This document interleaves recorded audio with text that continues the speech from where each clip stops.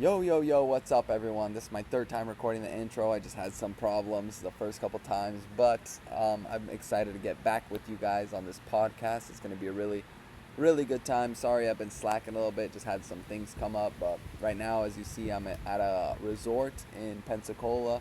This is where we're staying while we're doing a revival in a church. We're there every night for the rest of this week from 4 to 11 p.m., 4 p.m. to 11, 12, sometimes 1 a.m. And then during the day, we have a little bit of time to go to the beach, go to the pool, things like that. So, yeah, I'm recording this to you guys. I'm actually in the hot tub right now, as you can see. But this is my very few short moments to get you guys out this podcast, and I'm committed to you guys. I'm going to get you guys a good podcast. So, sorry if it sounds a little windy and there's people, distractions, all that stuff. Thanks to Dan, our commissioner, for keeping it running while I was a little bit down. It sucks his audio kind of cut out, but at least we got that 26-minute response video to my quarterback question: do you need a superstar or a game manager? But I don't want to keep us out of it for too much longer. Let's get right back into these matchups. I didn't have time to make notes for you guys, so it's just gonna be me live reacting to what I see on these matchups that we had. And first, we'll go into Don't Fear Dak is Here, Vlad's team, to I Keep Losing, Team Rosti. Vlad scored 121.42 to Rosti's 104.34. This was the matchup, really. Whoever wins this might have a chance at the playoffs. The one that loses is almost for certain knocked out. Rosti drops to 2-6. Vlad stays up there at 3-5. He's going to try to make a playoff push the best he can. So let's get into it. This matchup was really also decided by Monday night. Rossi had a slim chance with George Pickens and Wandale Robinson, but it's just George Pickens. It felt like that game. It's just every touchdown he had got called back. So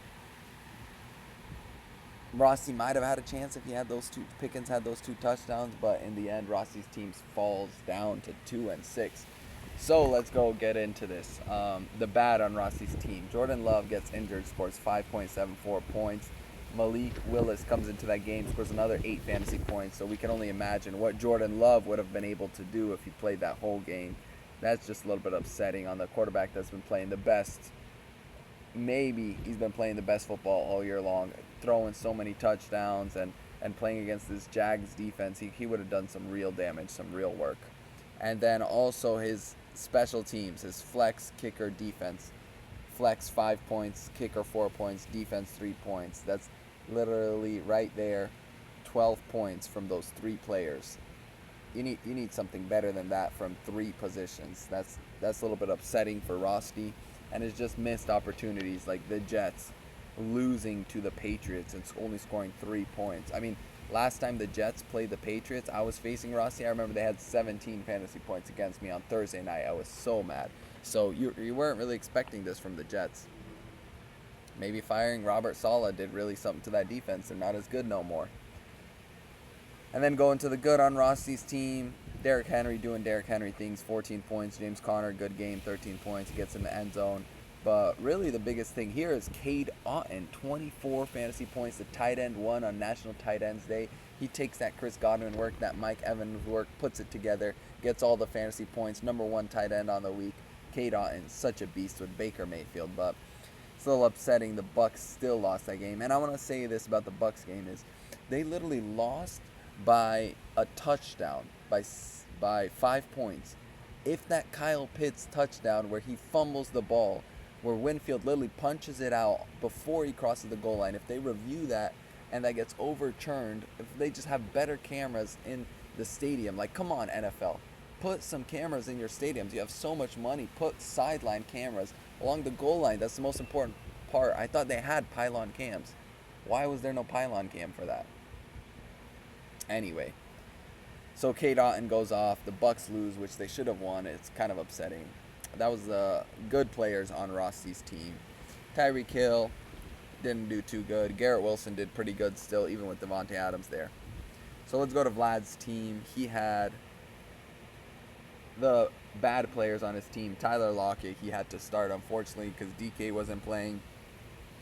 Dude was just struggling to get a wide receiver in that lineup. Didn't really have any good bench players.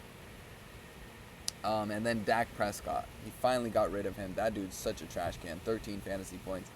Dak sucks. No one should pick him up. No one should play him in fantasy. That was really the biggest disturbing thing is I don't know how you keep rolling out Dak Prescott. You already know he sucks. You got to get rid of him. He is trash. The good on Vlad's team. We all feel sorry for Kyron Williams. He's stuck on Vlad's team. That guy's so good. Scores a touchdown like every game. He's almost like, he's not like the best running back in fantasy, but he's like really close to it. He's like on a run like McCaffrey had last year where it's like every game he's scoring a touchdown. You can guarantee it. You can bet on it that he is going to score a touchdown. And then Travis Kelce goes off. National Tight Ends Day. That's pretty obvious. He's going to go off. 20 fantasy points.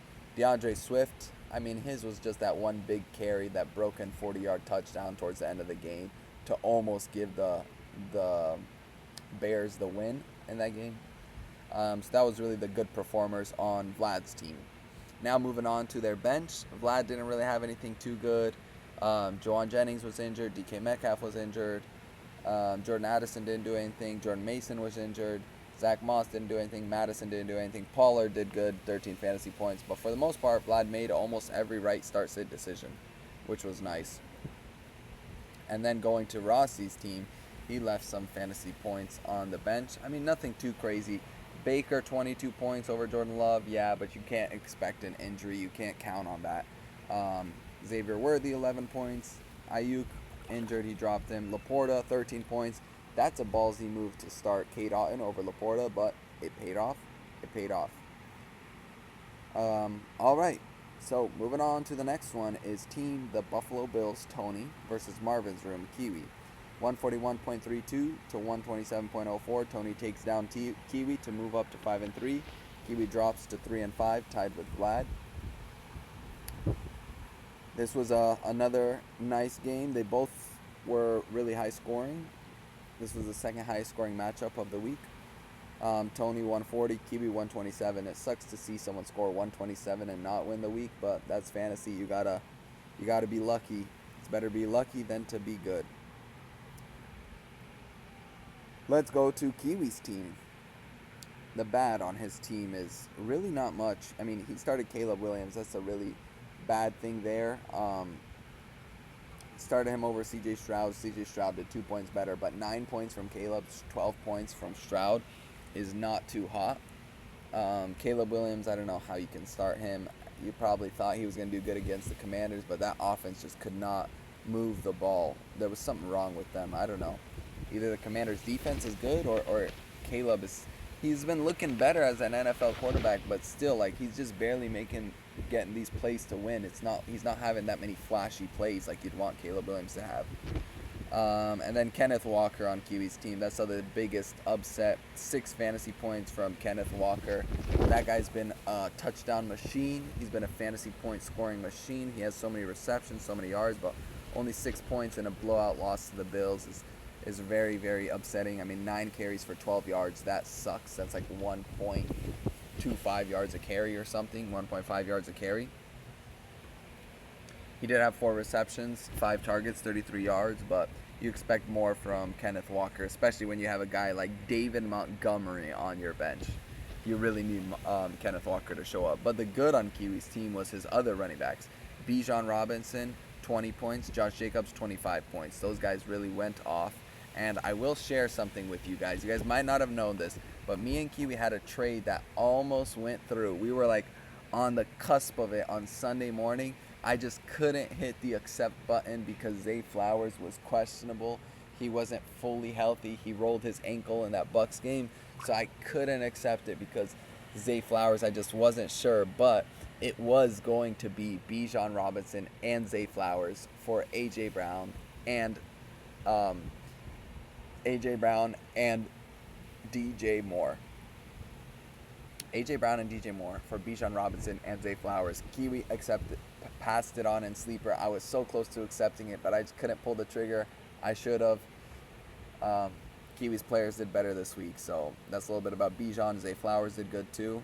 So that was really the superstars on Kiwi's team was Bijan and Josh Jacobs, both scoring over 20 points, three touchdowns combined between those guys. They just did really amazing job, really good day. Let's go to Tony's team.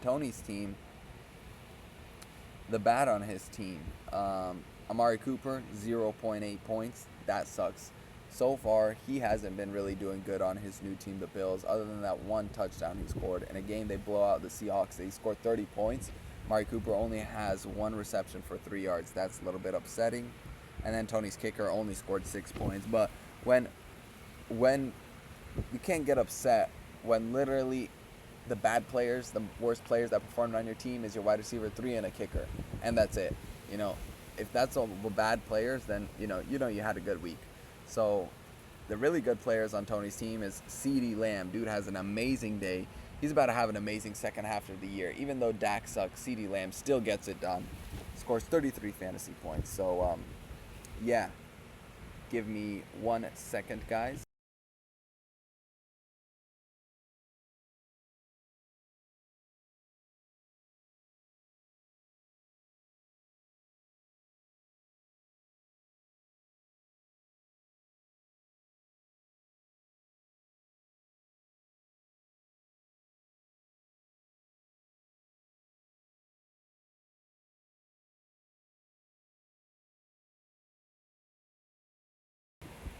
Sorry, I still got work calling.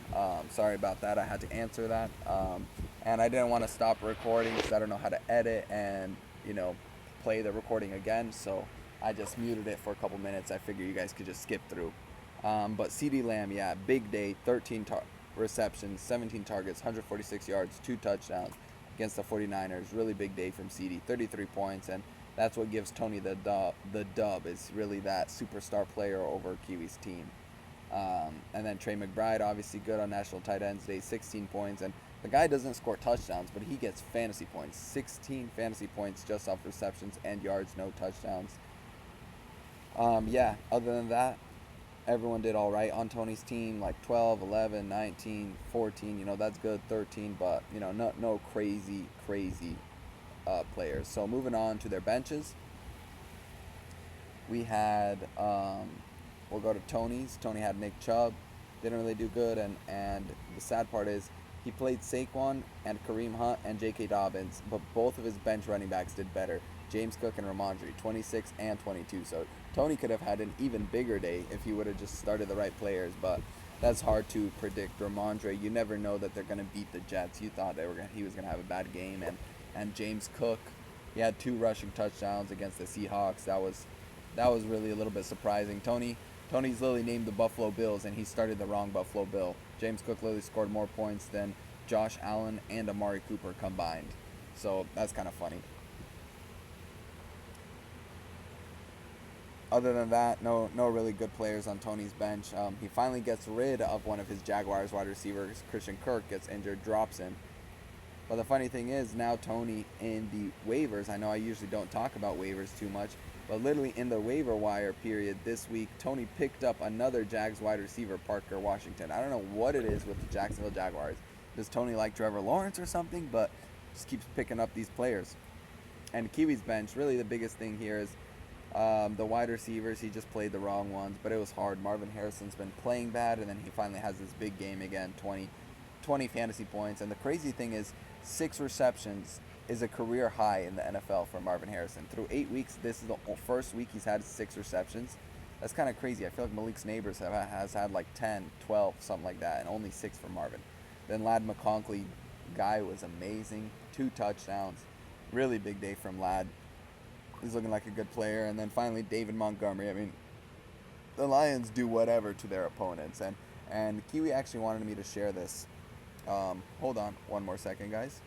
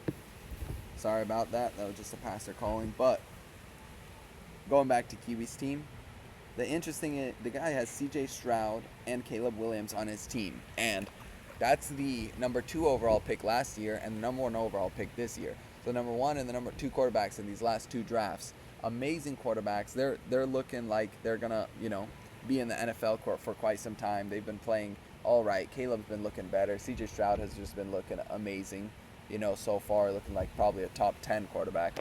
And the the player that had the best passer rating on Kiwi's team, the player that threw the ball the best was not C.J. Stroud, who's an amazing quarterback, not Caleb Williams, who's an amazing quarterback, was David Montgomery. What can this guy not do? This guy was 1 for 1 for a 5-yard touchdown.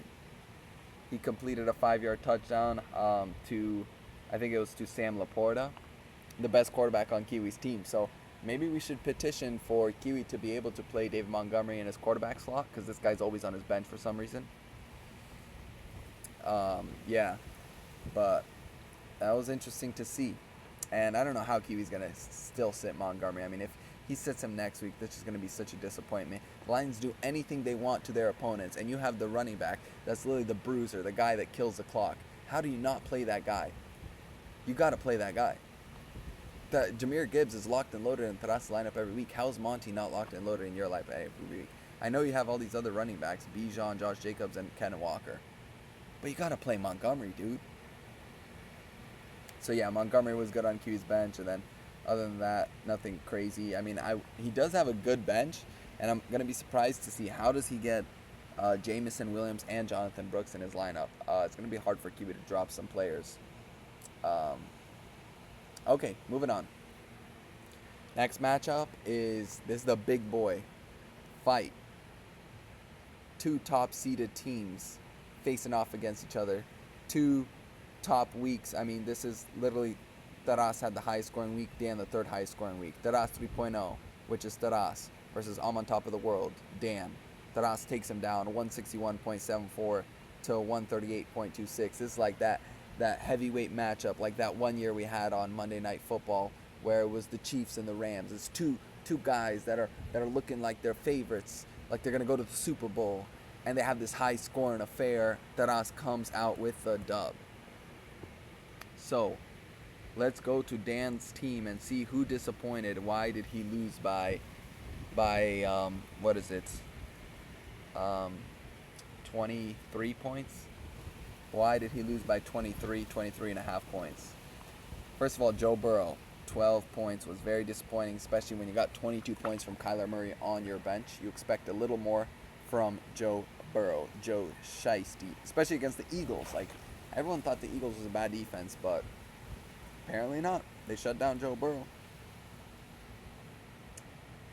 Amon-Ra St. Brown. The guy had 2 targets and 2 catches. Lucky for Dan, one of them was a touchdown, but still, only 7 points from Amon-Ra. And then Jayden Reed also, only 6 points from Jayden Reed. That is a little upsetting from Dan. Amon-Ra and Jayden Reed, 2 wide receivers that pretty sure are both in like the top 10 wide receivers right now in fantasy. Both scoring under 10 points is like, you kind of want more from them. And then, big mistake here. He's got H.N., he's got Taylor. He's got to start those guys. They have big games. But in your flex, you start Javonte Williams.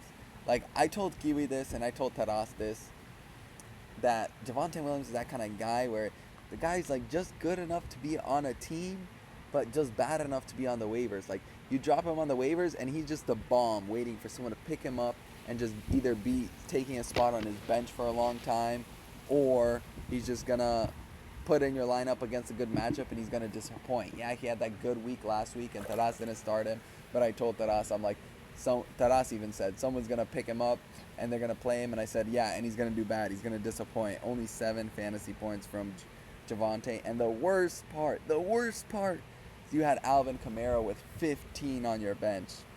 Yeah, they had a bad matchup, they lost, but Alvin Kamara had 11 targets at the running back position. He only caught 6. But still, when you have 11 targets, that's like a wide receiver. You got to start that guy. You really got to start that guy.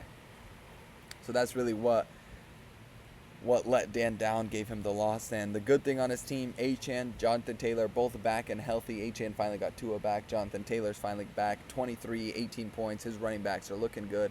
Devontae Smith had one deep touchdown, 17 points. And David Njoku had a monster game, 14 points on National Tight Ends Day. But, I mean, Kincaid still had a good game, but Njoku was just killing that Baltimore Ravens defense. I think he's like one of the big reasons. Jameis Winston and David Njoku was one of the biggest reasons they won that game. Also, Lions defense with 19 points is kind of crazy against the Titans. That's very good for a defense. All right, that's the good on Dan's team. Now let's go on to Taras's team. Jalen Hurts, 3 rushing touchdowns, 1 passing touchdown, 35 fantasy points. This is why you draft Jalen Hurts. The guy just pushes everything. The guy scores rushing touchdowns. I mean, he had, 15 rushing touchdowns last year. You expect something similar. He's just been waiting for A.J. Brown and Devontae Smith to be back. So, Jalen Hurts, big game. I'm supposed to talk about the bad first. Sorry, I apologize. This is what happens when I have my notes. So let's go to the bad. Devontae Adams was really kind of 7.4 points. And then I guess Chuba Hubbard, 8 points. Chuba, bad matchup, bad game. Very disappointing. And now Jonathan Brooks is coming back. Taras's reign of a good RB2 might be over. I mean, Tyrone Tracy did good for him, but other than that, he doesn't really have a good second option. 8 points from Chuba, 7 from Devontae. We don't know when Devontae's going to get it going. It's kind of upsetting. Everyone thought he'd be so good. Maybe it would have been better to trade him, get high value for him. Okay, now the good, like I said, Jalen Hurts, and then basically everyone else on Taras's team. He had Jahmyr Gibbs, 19 points, and the guy who looked so fast on the 70-yard touchdown. He looks amazing. They're literally David Montgomery, Sonic and Knuckles. Monty has Knuckles, that bruising back that'll punch you right down your throat, slam it into you, and just run it over and over and over again into you. And Jahmyr Gibbs, that shifty Sonic guy where he bounces side to side, runs up and down the sideline like crazy fast. That's just such a fun duo to watch. Jamar Chase obviously gets it done. Terry McLaurin gets it done. 15 points from each of them. Malik Neighbors, only 10 points on 13 targets. You'd expect a lot more than 10 points. And then George Kittle, obviously, sealed up this win for Taras. Yeah, he still had Malik Neighbors and the Steelers defense, but everyone knew as soon as George Kittle got on that field on National Tight Ends Day, he was going to have a big game. 21 points, 100 yards, a touchdown. It's a National Tight Ends Day. I feel like that's like George Kittle's holiday. That's his favorite holiday. He loves it the most. And then 16 points from his defense also. They both had really good special teams, defense and kickers. Both defenses scored over 15 points. Both kickers scored over 10 points. So yeah, like I said, everything basically went right for Taras. 160 points is a good fantasy week. His bench, though, no one really did anything good except for Tyrone Tracy in that loss to the New York Giants. But even then, the New York Giants lost to the Pittsburgh Steelers. But even then, I wouldn't be so sure. I mean, Tyrone Tracy looked good, but you never know because Singletary's still there. He's still the veteran. You never know what the coaching staff might do. D-Hop also kind of upsetting on the Chiefs' first game, 3.9 points. You would expect a little bit more from D-Hop. That was kind of upsetting. But Dan's team, Alvin Kamara, that's the biggest thing on his bench. He's the one that picked up Rachaad White. Rachaad White had a big game. Even though he lost that fumble, he had receiving touchdown, 13 fantasy points. And then Alvin Kamara obviously sitting on the bench with 15 and Kyler Murray with 22 are upsetting. Hawkinson, this guy, Kiwi kept saying how many tight ends Dan had. Dan had Dalton Kincaid, TJ Hawkinson, Jake Ferguson, and Njoku. And he started the right one. I mean, Hawkinson didn't play. He was injured. But sitting Kincaid, starting Njoku, ballsy move, but it was the right one. He scored an extra 3 points for Dan. And then other than that, T. Higgins didn't play, so we couldn't get to see the T. Higgins-Jamar Chase matchup. Taras has Jamar, Dan has T. Higgins. So that kind of sucked for him. All right, so that's their benches. I'm almost at 25 minutes now, so let's move on to the last matchup. Was me versus Dennis, and not GG to Dennis. I'm happy I won. I'm so stoked, and I feel like I'm Dennis's kryptonite. Literally going back last year, I beat him in the championship. This year, week 1, he's my rival. I beat him again in week 8. We both need wins. Dennis was 1 seed higher than me. Boom, I take him down to go 1 seed ahead of him. We're tied record now. Both fighting to make it to the playoffs so we could meet each other again, just so I could beat him again, because that's what my team does. It just beats Dennis. Team Taras 2.0 versus 79.9 points. I win by 119.44 points to 112.56. Just barely pull out the dub, all thanks to your boy Jaden Daniels on that Hail Mary. That Hail Mary, I mean, it wasn't the only reason I won. I think I still would have won by 1 point because it was a 50-yard Hail Mary, so that's what, 6 points on that one play. And I won by 7, almost 7 points.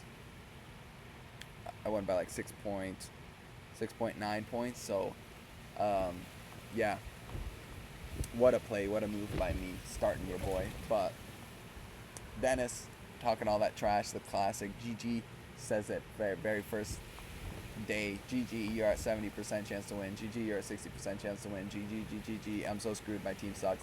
And I literally got the screenshots. He said he forfeited this game. So if the score said anything different, I was gonna tell Dan to change that record because he forfeited. He gave up. But yeah, anyways, enough making fun of Dennis. Let's move on to his team.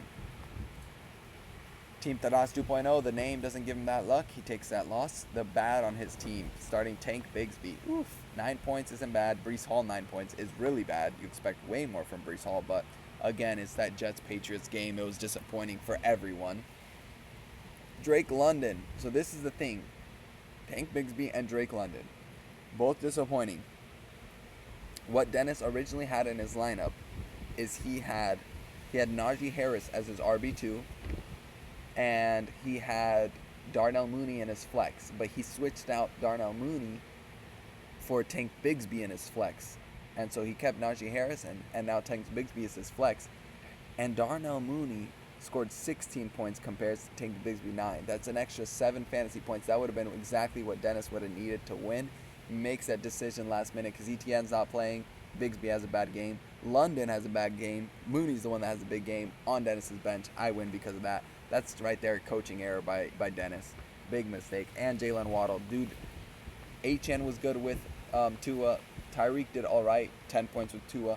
Jalen Waddle's the only one that didn't get it. 6 points with Tua. So, also his kicker, Brandon Aubrey, only 6 points. The best kicker in fantasy, not so much. Looks like it's Chris Boswell, the guy that I had, who won Meet the Week on Monday night. Yeah. Okay. Moving on to the good on his team. Obviously, everyone knew Lamar Jackson, even though he lost 24 points. He's like the best quarterback in fantasy right now. Tucker Kraft, 15 points on National Tight Ends Day. Big day from him. Najee Harris, 14 points. Good day from him. And then Puka Nacua, stupid Puka Nacua, comes back like on Thursday night. They weren't even expecting him to play on Wednesday night. Thursday morning, they say, hey, we'll see. Game time comes. They activate him off IR. They put him in their lineup. This guy gets 14 points. He only played 50% of the snaps, and so did Cooper Kupp. So Puka Nacua, he played 57% of the snaps, and Cooper Kupp, his first game back from injury, played 58. And I feel like they only brought them in on the snaps that they wanted to target them, and the snaps they brought Cooper Kupp in. Luckily, he got a touchdown, scored 13 fantasy points. But Cooper Kupp, it felt like he was out there a lot more on the blocking plays than the receiving plays. But Puka Nacua looks like a big addition for Dennis's team. All right, moving on to my team, the bad. DJ Moore, 4 points. Vikings defense, 1 point. Vikings defense, we just weren't expecting the Rams to be so high-powered of an offense coming back, but they get Cooper Kupp back, Puka Nacua back, and all of a sudden Matthew Stafford's looking amazing once again. Their offense is looking really good. But, I start the Vikings defense every week because if you don't know how good the Vikings defense is, go look on Sleeper, check their score.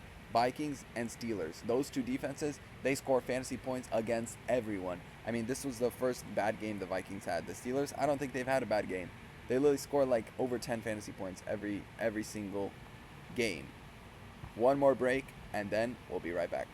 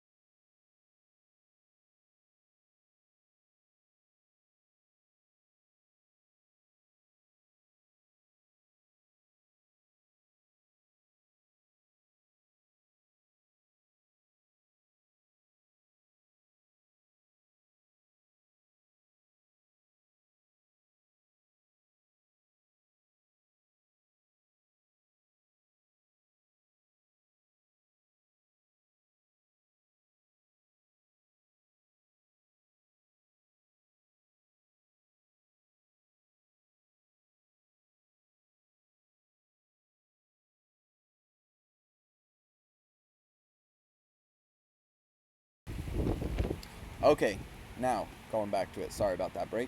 Hopefully that'll be the last one by the end of this episode. I'm gonna try to wrap up in 10 minutes. Yeah, so Vikings defense bad. DJ Moore 4 points, really bad. You would have expected a bigger game from Caleb and that offense against the Commanders, but for some reason that game was just so low scoring, and that was really the game Dennis was talking about. Anytime one of my players had a big play, it got called back. DJ Moore and Jaden Daniels. That game kind of sucked. That was like another game where, just like that Monday night game, where it was like every time a player scores a touchdown, a player has a big play, called back on penalties, and really these penalties kind of suck. It's kind of annoying, but yeah, and Brock Bowers also. 8.3 points, that's good, but as the number one tight end, well, the number 2 tight end in fantasy, number 2 overall, right behind George Kittle, to have that kind of game on National Tight Ends Day, I was expecting a little bit more, but he did play the Chiefs, and I saw people post that the Chiefs always take away your number 1 option, and they're really good at taking away tight ends as well, so that's why Brock Bowers probably didn't have the best game, even though his team almost beat the Chiefs. They only lost by a touchdown. And then Brian Robinson, not too hot, 8 points, but yeah, he just didn't get into the end zone this week. The really good players on my team, Jaden Daniels had a good game, saved by the Hail Mary, 22 fantasy points. Joe Mixon, 21 fantasy points. That guy is the RB number 13 overall in fantasy, and he missed 3 weeks due to injury. In 5 of the weeks he's played, one of them he got injured and only played 40% of snaps. In the other 4 games, he scored over 21 fantasy points every game. The guy has been so good, so consistent for fantasy. He's only behind Derrick Henry in points per game at the running back position. So if you don't know Joe Mixon, look up Joe Mixon. Then Jefferson, 15 fantasy points, best wide receiver in football. Could have had a bigger game, but, you know. I want to complain about this actually a little bit right now. Justin Jefferson could have had a bigger game. I was expecting that garbage time from Justin Jefferson, but literally what happened was that stupid face mask on Sam Darnold in the end zone to take away all that. Like, who's getting those garbage time yards when the Vikings are 2-minute drill driving down the field? I think they had like a minute something seconds left. They're driving down the field just getting yards to try to go score a touchdown. It's all Justin Jefferson. It's going to be Justin Jefferson. And literally they get that face mask penalty for a safety on him. That was so annoying for me. And then the last big one was Chris Boswell, 14 fantasy points. I was having PTSD. It literally came down to Monday night. I had a kicker. He had a skill position player, a running back. Last week I had a kicker. Dan had a wide receiver. And literally I was projected to win. Last week I was projected to lose. But then last week what happened was Dan's wide receiver got injured. And so then I was projected to win. And this week, my kicker got off to a good start, and I'm like, not again, not this kicker debacle. My kicker's going to do bad on Monday night, and I'm going to lose in a close game. But I win this close game because I was playing Dennis. That's the only reason. 14 points from Chris Boswell. Just picked him up off the waivers because I got sick of my other kickers. Okay, now my bench, I had Raheem Mostert, 15 points, but that's because he had 2 rushing touchdowns. Other than that, he didn't really do anything. Bucky Irving, 11 points. He did all right. Khalil Shakir, 15 points. That was really good. On my bench, that's the game that they beat the Seahawks like crazy, the Bills did. 10 targets, 9 receptions, 100 yards for Khalil Shakir. Dennis's bench, everyone did good on his bench. Berlin Allen, 9 points. Chase Brown, 10 points. McMillan, 7 points. Jacob Myers, 14 points. Darnell Mooney, 16 points. Tank Dell, 11 points. He could have really had a lot better score just playing any of the other players on his bench. Okay. So, that is it for our matchups. I do want to remind you, everyone, big reminder here. Our trade deadline is coming up. NFL's trade deadline is this week. And I'm not really going to talk about the D-Hop trade. I don't think we've talked about that yet, but that's, that's not that crazy of a trade. Nothing too much to talk about there.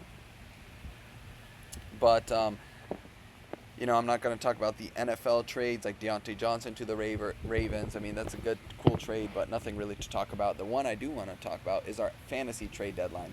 We've really been slacking. Only one trade so far this year was me and Dennis, where I killed him. I got Brian Robinson for Jameson Williams, week 1.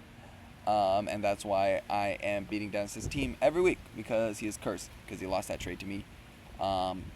He's cursed ever since I beat him last year in the championship. So, our trade deadline is week 12. It's coming up in 4 weeks, a little less than 4 weeks. So, If you want trades, if you want to improve your team, if you need to make the playoffs, make sure you trade. And now, finally, the thing y'all have been waiting for is my power rankings. First, I'll go through the points for, the points against, the all play, and then I'll go through my power rankings. So, points for are actually the same as, wait, it's not the same. It's almost the same as the actual rankings. Number 1 is Taras in points for. Number 2 is Dan. That's the only switch, is Dan's number 1 in actual rankings, Taras is number 2. Other than that, it's the same as the rankings. Tony's number 3 in points for. I'm number 4. Dennis number 5. Vlad's number 6, Kiwi's number 7, Rossi's number 8. That's how our ranking go.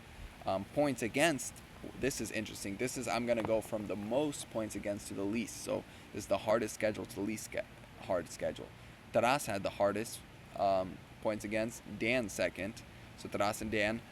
Taras has number 1 points for and number 1 points against. Dan has number 2 points for and number 2 points against. So they put a lot of points, but they also scored a lot of points on them. So no one can complain that they're in first and second place. Kiwi's number 3. This is who can complain. Kiwi's number 3 in points against, and he is all the way down in number 7 in points for. So that's a little bit upsetting for Kiwi.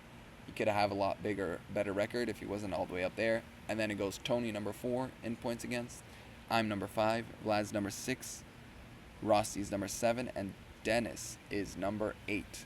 Dennis has the least points against, and he's in 5th place. So you might be saying even Dennis might be getting a little lucky squeezing out some of these wins just because his fantasy matchups, the players he plays, doesn't really do anything too crazy against him.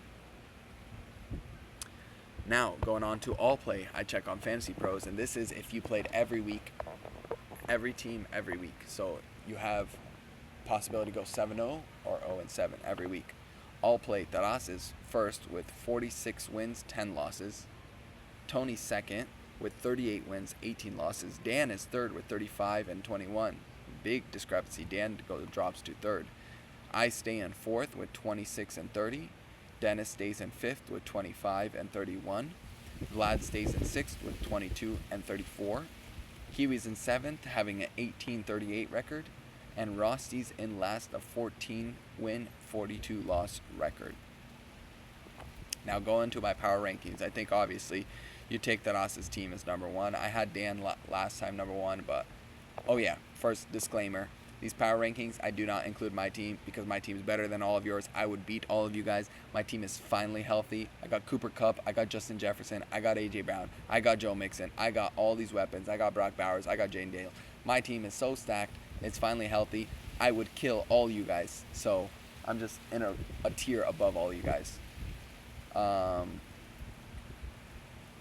Let's go to first Taras's. Just great wide receivers there. And now he has Jahmyr Gibbs, who's an amazing running back, RB1. You know, I could even switch up his team a little bit, trade for a good RB2, one of my wide receivers. So yeah, I would take Taras's team first, but you know, Dan's really close second. I take Dan's team second. He's got his running backs finally healthy again. Kamara, JT, Achane. His wide receivers are struggling a little bit. With that Mike Evans injury, but when Mike Evans come back, he'll be fine. He'll be solid. And third, I'll take Tony. Tony has a really solid team. Tony has a lot of deep running backs. Tony has a really good bench. His wide receivers, CeeDee Lamb's finally showing up, and then Josh Allen, obviously at quarterback, one of the best quarterbacks in fantasy. Fourth, I would actually go with Kiwi's team. I really like Kiwi's team. Kiwi's got that four-headed monster at running back where he's got Montgomery, he's got Bijan, he's got Josh Jacobs, he's got Kenneth Walker. I really like that. He's a little struggling at wide receiver, but Debo, Marvin Harrison, you know, they're not too bad. Zay Flowers, that's not a terrible wide receiver core, so he's struggling a little bit also at quarterback, but I really like his running backs. I think I could do something with Kiwi's team, do some damage, and yeah, that's one of the reasons why I keep trying to trade with Kiwi. He's got such a low record, and I like his team. I like the players on his team, so I keep sending this guy offers. We might get something done this week. Watch out. Keep your eye out. Number 5, I'll take Vlad's team. Biggest thing here is McCaffrey's coming back. It seems like McCaffrey's coming back. There's going to be a big boost to Vlad's team. Kyron, Aaron Jones, yeah, they're good, but McCaffrey to the moon. He's going to be amazing. Just instantly make Vlad's team better. Yeah, he has all these wide receiver injuries, but McCaffrey, he'll make up for all of that. So, yeah, really like Vlad's team. And then number 6, I'll take Dennis. I dropped Dennis's team. I think they've just been overperforming. Drake London's just been scoring a lot of touchdowns, but he can't keep that up for too long. Um, and then, you know, Brees Hall's been doing a little bit bad lately. Najee's been all right, but, you know, he doesn't have that amazing RB2.